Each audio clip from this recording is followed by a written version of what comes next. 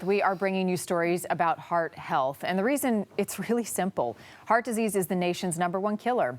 It's also something that every one of us can do something about by making choices in our daily lives, which brings me to today's heart health fact. Nearly 6 million Americans are living with heart failure. This is a condition where the heart cannot pump blood efficiently, and heart failure contributes to 1 in 9 deaths in the United States. Joining me now is Deborah Enos, a nutritionist and really a go-to for us here at Q13 when it comes to incorporating healthy choices into our diet and our lifestyle. And Deborah has her own personal connection to heart disease. She lost her dad, Maurice, last year to congestive heart failure. And this is Deborah and her dad before he passed away. So I know this is difficult, but thank you for being here to talk about this. First of all, tell us about your dad. He was such a great guy, just a farmer. He rode bulls in the rodeo, you know, just an amazing human being. Everybody loved him. He was a great dad, great husband. My parents would have been married for 55 years 2 weeks ago on February 3rd. So.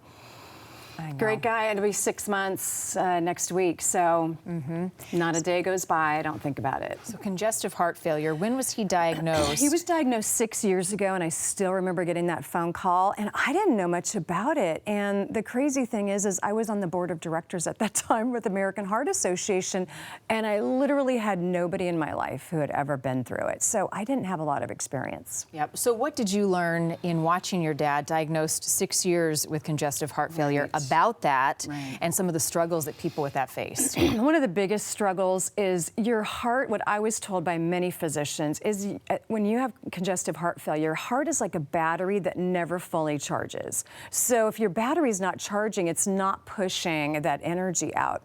And so what happens with congestive heart failure is your heart just never fully pumps the blood out. So then you end up with edema. So you've got the swelling, usually from head to toe, but certainly in the lungs. That's that congestive aspect of it.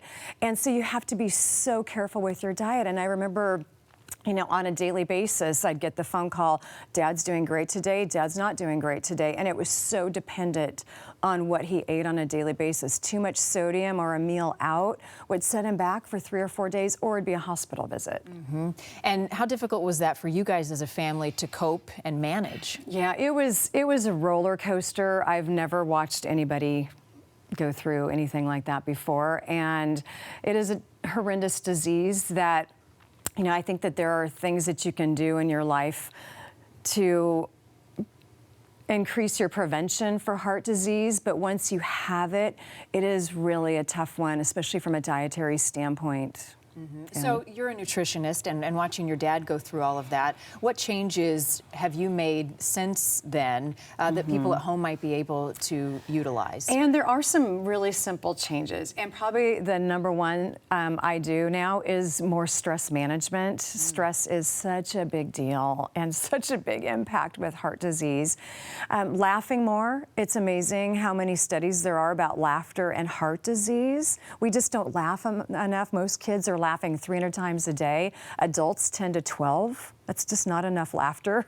We need to I laugh know we more. need to laugh more. More fruits and vegetables, and surprisingly more beans and lentils, which I just didn't grow up eating. We were farmers. We were real meat and potatoes kind of family. Not that there's anything wrong with that, but probably more moderation and more balance. We just didn't eat enough beans and lentils. Yep. So for a lot of people, taking those steps, and we talk about simple changes, can be really hard to do, to take that first step. What is your advice for folks who may be struggling to try to figure out how to make a change? So first of all, I would start with breakfast and making sure that you're always eating a healthy breakfast. And a healthy breakfast might be Greek yogurt, which has a really high protein content, and adding berries into it.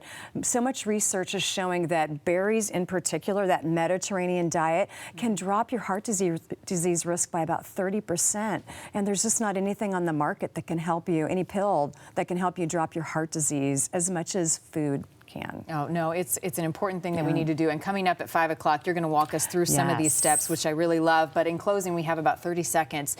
What do you think your dad, his advice would be to people when it comes to heart disease? Oh, that's a great question. Probably exercise a little bit more, maybe not take life so seriously. And, you know, he was very, you know, hard worker, great provider, worked hours and hours each day. We were, again, farmers, but he also had a full-time job. So maybe taking more time off off and laughing and spending more time with your family would be my best advice, and think that he would probably tell me the same thing. I know. No, we've got to enjoy those things that are closest to our heart. Exactly. And it's good for our heart health. That's so, right. Like I said, Deborah's going to be back at 5 o'clock with more healthy advice for us to take. Thank you for sharing your story about your dad.